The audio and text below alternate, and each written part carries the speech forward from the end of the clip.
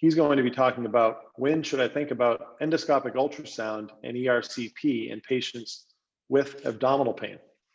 So without further ado, Dr. Gaddam, go ahead and share your slides.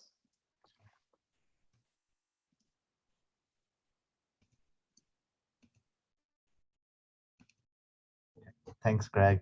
Thanks for having me. So I'll briefly talk about abdominal pain with regard to when you would do an EUS and ERCP. As you know, there are certain controversial topics in this area, and then I'll touch on those and talk about the common ones as well. So my talk today is mostly catered towards chronic abdominal pain or acute on chronic abdominal pain that's mostly right upper quadrant or epigastric. It's mostly in the outpatient setting. That's when you tend to see these patients that have chronic abdominal pain. They've had it for months or years, and you're seeing the patient and trying to decide whether or not to do an EUS or ERCP, if that's indicated or not. What I'm going to do is on today's talk, I'm going to talk about it based on etiology. First, I'll start with suspected choledochondritis. I'm sure you've all seen this. I'm just going to highlight the rare situations where patients can have these chronic symptoms from missed common bile duct stones. So likewise, I'll touch on benign and malignant diseases. These are uncommon presentations, so we'll talk about some of them. And spend most of the time on Sphincter of Oddi Dysfunction, which is a very controversial topic, as you know. So let's start out with a question, a clinical case. This is a 48-year-old Hispanic woman with a history of episodic abdominal pain who was admitted 9 months ago with acute cholecystitis and underwent cholecystectomy without an intraoperative cholangiogram. Histopathology confirmed imaging findings of acute cholecystitis and cholelithiasis. In the last 9 months, patient has experienced episodes of severe right upper quadrant abdominal pain lasting 1 to 2 hours. And then labs have been obtained intermittently at different times, and they were normal. So what is your next step? Is this just a functional abdominal pain? It's been going on for months. So you would start them on nortriptyline. Is it SOD type 3? And so therefore you decide that ERCP is indicated, or this is bile leak and needs an urgent ERCP because it's occurring after a cholecystectomy. Or is this a suspected stone in the common bile duct? And if that's the case, what test is next? So I'm sure you guessed the right answer, and if you guess that that's the right answer, you can see when you read the case report, there were several features. There are several parts of her history that were pointing towards a suspected stone. And therefore, when you think about, when you're evaluating a patient with chronic abdominal pain, you're looking for those telltale signs that there may be a missed common bile duct stone. So in order to find that, you have to have a high degree of suspicion and be sure to review all the histopathology, the resected specimen, were there stones within the common bile duct, were there stones within the gallbladder, within the resected specimen, and then review all the surgical operative reports. You're looking for some elements of complications, or you're looking for whether they performed the intraoperative cholangiogram. And if available, look at all the imaging studies. What did they start with before the surgery, and how was the intraoperative imaging? I'd say try and stick to reviewing these images yourself. I think that's a great habit because oftentimes the radiologist is looking at the whole film of the abdomen, but not really focused on the bile duct or pancreas that much. So you want to get into the habit of looking at these images yourself. Also, look at the labs. Sometimes the labs may be misleading, and it's just because the timing of the labs was not at the time of acute episode or not the next day, but it was a few days later. And then based on that, you can decide on whether you want to get an MRI MRCP if your degree of suspicion is low, or EUS plus minus ERCP if you have moderate suspicion or high suspicion, or if you thought that the degree of suspicion for CVD stone is very high, you go straight to ERCP. Briefly talking about some benign biliary and pancreatic diseases where an ERCP may be indicated. But as you all know, is a disclaimer that abdominal pain is not a common feature with most benign findings. But I just want to talk about other settings like acute chronic pancreatitis, why you may still need to do an EUS or EUS and ERCP despite these benign findings. So you would do in case of acute pancreatitis, and idiopathic recurrent acute pancreatitis if there was a suspicion for cancer. I mean, even in patients that have uncomplicated pancreatitis, you want to make sure that you rule out cancer, especially in older patients that have no other explanation. You may want to do an EUS to evaluate for that. And in case there's a biliary stricture, either from acute chronic pancreatitis, you may want to evaluate that. Patient may come in with abdominal pain, just a chronic pancreatitis abdominal pain, and you find that the labs give you an indication that there is a biliary indication for ERCP in this situation. And then in suspected benign and ampullary or periampullary lesions, then in that case, they may sometimes cause symptoms or sometimes recurrent episodes of acute pancreatitis, and EUS ERCP may be indicated. Rarely in recurrent acute pancreatitis and in other situations, we do sphincterotomy empirically, and that is a little bit controversial. I won't touch too much on it, but those are controversial topics that are still under evaluation, and we're still awaiting some data from high quality studies.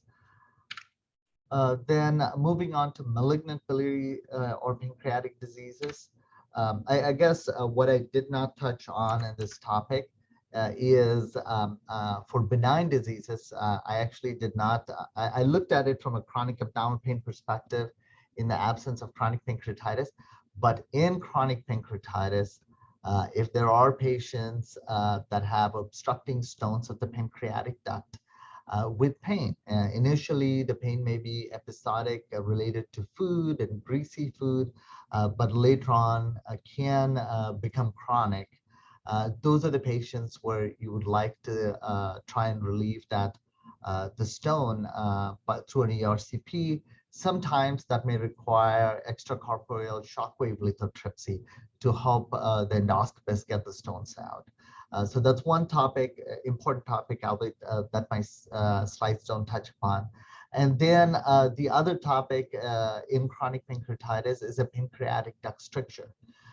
There are patients who have a pancreatic duct stricture that can have severe symptoms. In the initial onset, it may be mostly it may be episodic related to food, and later on lead to more of a chronic abdominal pain. So it is worthwhile pursuing treatment of pancreatic duct strictures, especially ones in the head and neck, but not so much the ones in the tail. With that said, we'll just briefly talk about a case report. This is a 48-year-old woman without any past medical history, was admitted for acute pancreatitis and was just discharged on day 3 after an uncomplicated stay. She had epigastric pain radiating to the back with CT evidence of peripancreatic stranding. So she presented back 2 days later. This is actually a real patient that we saw last month. And she had a CT on a readmission showing possible necrotizing pancreatitis. Her liver function tests were elevated, in the hundreds, and outfos was elevated to 400s, but had a normal bilirubin. She was under a surgeon's care, and 2 days after that, she underwent empiric cholecystectomy for suspected gallstone pancreatitis. And over the course of her stay, over the next few weeks, she developed elevated total bilirubin. And so she underwent an MRI MRCP that showed a massive dilation of her common hepatic duct. You can see this. This is one of the first CTs that she got on readmission. Here you can see that there's evidence of what was termed as acute pancreatitis. And you don't see her bile duct dilated there, but on the MRI a few weeks later, you can see it's massively dilated and she's jaundiced. So at that point, I guess, what's your next step? Would you do an US ERCP? Just an ERCP because she's got bile duct dilation, or would you just do an NJ tube and wait it out, or would you still treat it like acute pancreatitis with IV hydration and pain control? So the right answer in this situation is an EUS ERCP. It actually turned out that she had pancreatic cancer on EUS in the body neck area. So I guess one learning point is when people have abdominal pain and there is acute pancreatitis, but it's not making sense to you because they have a prolonged course of illness, and on every CT was being read as non-enhancing body of pancreas and therefore necrotizing pancreatitis. So it's something to keep in mind in patients with abdominal pain having non-enhancing lesions on the pancreas is to think about cancer. Pancreatic cancer is in a hypoxic state, hypoxemic state. It has less blood supply, and some people believe, therefore, they have aggressive disease. To think about pancreatic cancer if you see anything of that nature. Moving on is Sphincter of Oddi dysfunction. This has gained a lot of attention since the 1970s, 80s. People with this chronic and unexplained abdominal pain underwent sphincterotomy, and they tend to do well. So there was a lot of enthusiasm that initially that a lot of patients have this Sphincter of Oddi dysfunction. So how do you diagnose patient with Sphincter of Oddi dysfunction? There was a Milwaukee classification in the 90s that was then adapted into the Rome 3 criteria. And this is the classic presentation of someone with the Sphincter of Oddi or biliary colic. And so we consider Sphincter of Oddi, especially because the symptoms overlap with biliary colic coming from the gallbladder. We consider this mostly in patients that have already had their cholecystectomy. So the Rome 3 criteria include episodes or recurrent episodes, 30 minutes or longer, the moderate to severe in intensity, severe enough that it would disrupt their daily activity, be it work or home, entertainment, all aspects of their life. It's not relieved by a bowel movement. So unlike what we call IBS now, it's not relieved by bowel movements, and not relieved by postural change, meaning it's not in musculoskeletal pain. It's not relieved by antacids, meaning not acid peptic disease, or there's nothing else on CT or cross-sectional imaging to explain abdominal pain. So the epidemiology is, it's not very common, but since we tend to see the subgroup of patients that undergo cholecystectomy not improve, we tend to think that it's much higher. It's about 1.5% of all patients that undergo cholecystectomy, much more common in women than in men. It's severe enough to cause work absenteeism, disability, and usually results in very high healthcare costs. So what is the cause of SOD? I don't think we really know what the exact cause is. I think we know the pathogenesis, that it's probably fibroinflammatory process that occurs and narrows the sphincter, or it could be just dyskinesis, meaning the sphincter isn't really contracting in a very coordinated manner with the upper GI tract. The movement, the motility of the upper GI tract is sort of like an orchestra, and things need to happen at a particular time in a timed manner. But this dyskinesia may result in pain, buildup probably because of buildup of pressure, stretching of the bile ducts, and from bile not draining at the time it's supposed to. The one other thing that's been proposed and discussed widely is the use of opiates. And very often we see this, but I'm not sure, if this is cause or effect of use of opiates. I think we'll learn more in the future.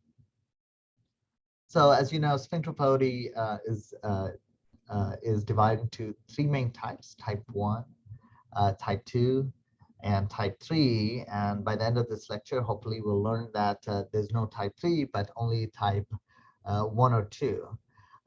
So type 1 is when there's elevated ALT, AST, alk phos on at least 2 occasions, and the bile duct diameter is more than or equal to 10 millimeters.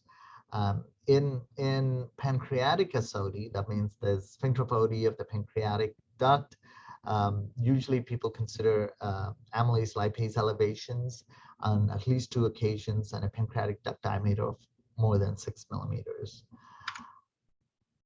Type 2 Sphincter of Oddi dysfunction, it has one or the other, but not both.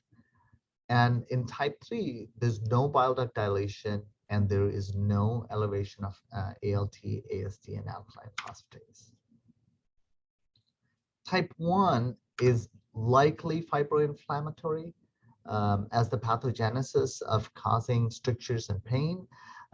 Usually people term it as papillary stenosis, and there's a very obvious upstream dilation of the bile duct. Generally, people have really good outcomes with sphincterotomy in this situation, and has less of an overlap with functional abdominal pain. On the other hand, SOD type 2, likely biliary dyskinesia, may have a significant overlap with functional abdominal pain. If you look at one of the first studies, there was a near 100% efficacy in the subgroup, but it's controversial whether that's still the case. I think most studies show from 35 to 60% benefit from sphincterotomy in this patient subgroup. Oftentimes, the benefit is short-term, and they can have recurrence of pain. And therefore, there's some evidence to support that a group of these patients, or a subgroup, a big subgroup rather, is a type of unknown functional disorder. And type 3 is really unclear whether sphincterotomy has any role. In fact, it is clear to us that there is no benefit based on this trial that was published in 2014. It's really a landmark study. It was a multi-center randomized sham-controlled trial, and it was done in this study. 214 patients were randomized 2-to-1 to either getting some type of intervention versus just a sham group. And of the 141 patients that had either pancreatic or biliary hypertension, were then further randomized to either to receive a biliary sphincterotomy, or to be further randomized into either biliary sphincterotomy or dual sphincterotomy. And the end point for this study was a score called as recurrent abdominal pain intensity and disability, a rapid instrument. It was used. And this measured it measured the patient's recall of how their productivity in 3 domains: work or school, household activities, and other non-work activities to be significantly affected in the past 90 days. And so it turns out that there was really no benefit from sphincterotomy. In this particular case, 23% of patients with sphincterotomy had benefit, and while those 37% in the sham group, that means no sphincterotomy was performed, had benefit from the procedure. And then it also showed that there was no difference whether or not you had a dual or biliary or just a biliary sphincterotomy. And this was no different than the sham group. So I think in 2021, should have been 2015, as of 2015, SOD type 3 is not a disease that can be treated with sphincterotomy.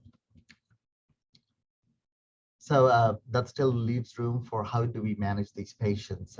But as of now, I think sphincterotomy probably has more downside than upside in these patients. And there's long-term data published from SOD trial that confirms that patients don't seem to do well even in long term. Thank you.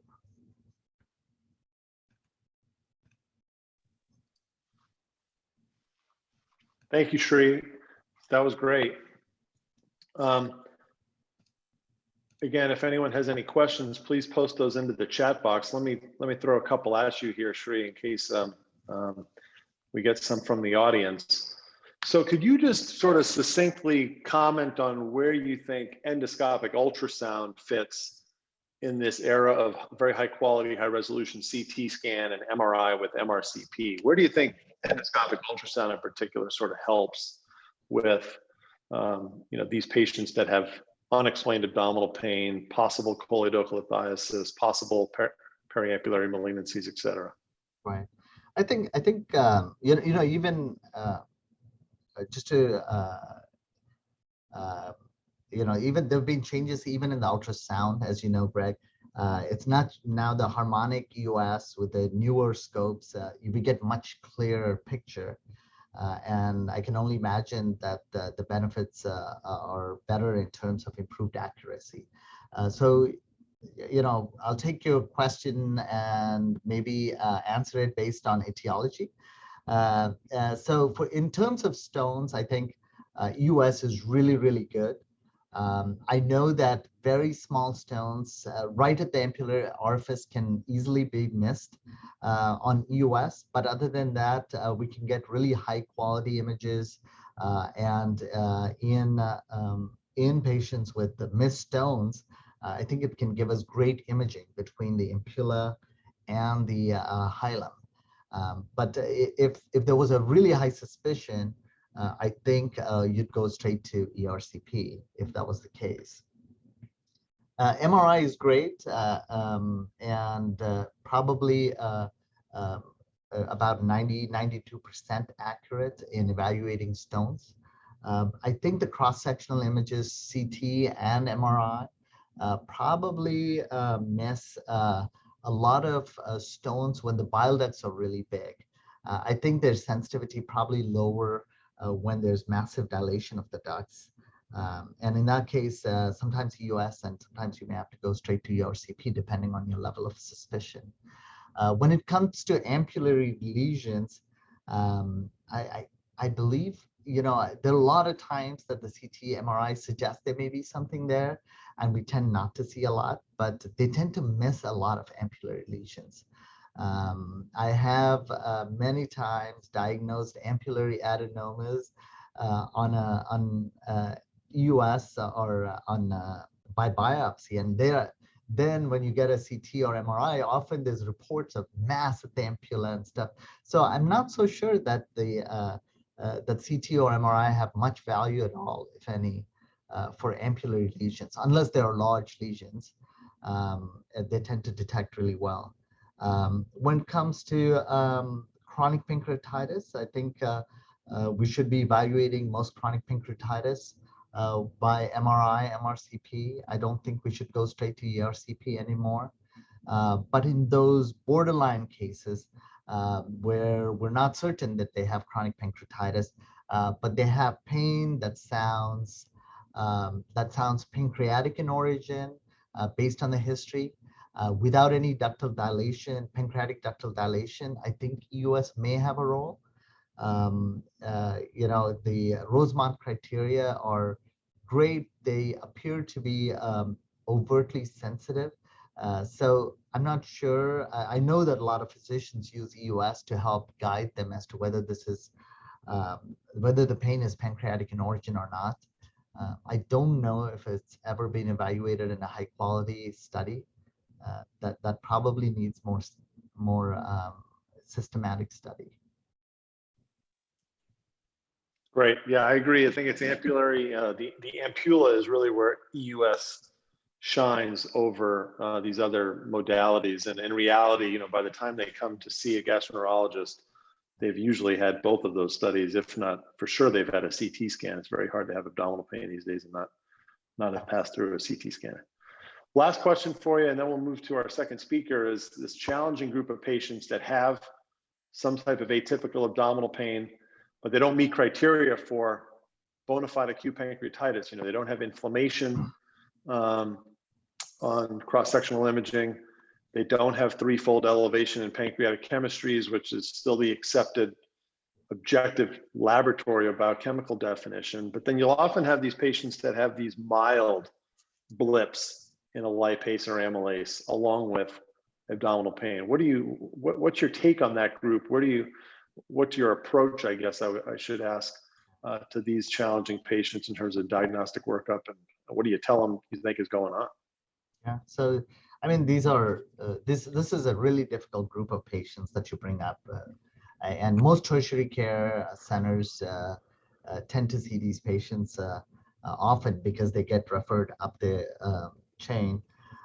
It's a difficult subgroup because I'm not sure that the EUS findings, the more subtle findings from Rosemont criteria help us much. Often, at least in our center, and this is not based on evidence, but on practice and opinion, is if you find honeycombing, then we start thinking that it's likely from the pancreas. Anything less than that, we tend to discount. But I'm not certain that that's really the case. That's really true. We're still no data to point towards that. But that's been our practice.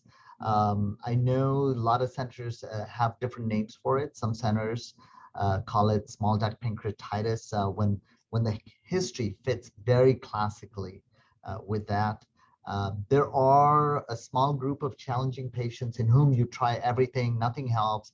There's still a very high suspicion that there is pancreatic inflammation that's causing pain, but not the kind of inflammation that would cause a large duct deformity.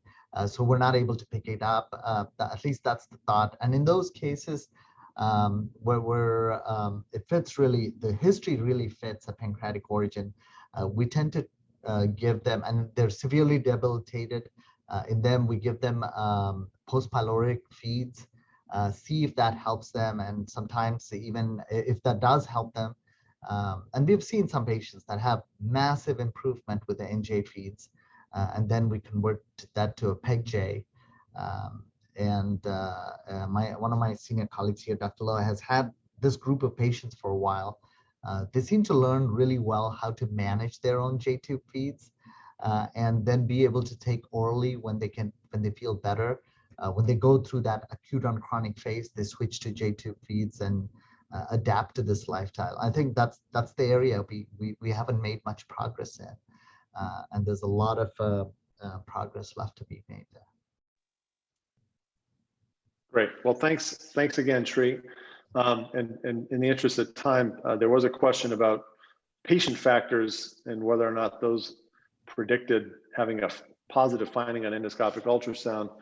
I'm not aware of really high quality studies on this, but it can be inferred from some of the work that has been done. It's Predictors of common bile duct stones will be markedly elevated bilirubin, a suspicious finding on an MRCP, and a very dilated bile duct. And the same would go, of course, for the finding of an ampullary malignancy. It would be the presence of jaundice at the time of presentation.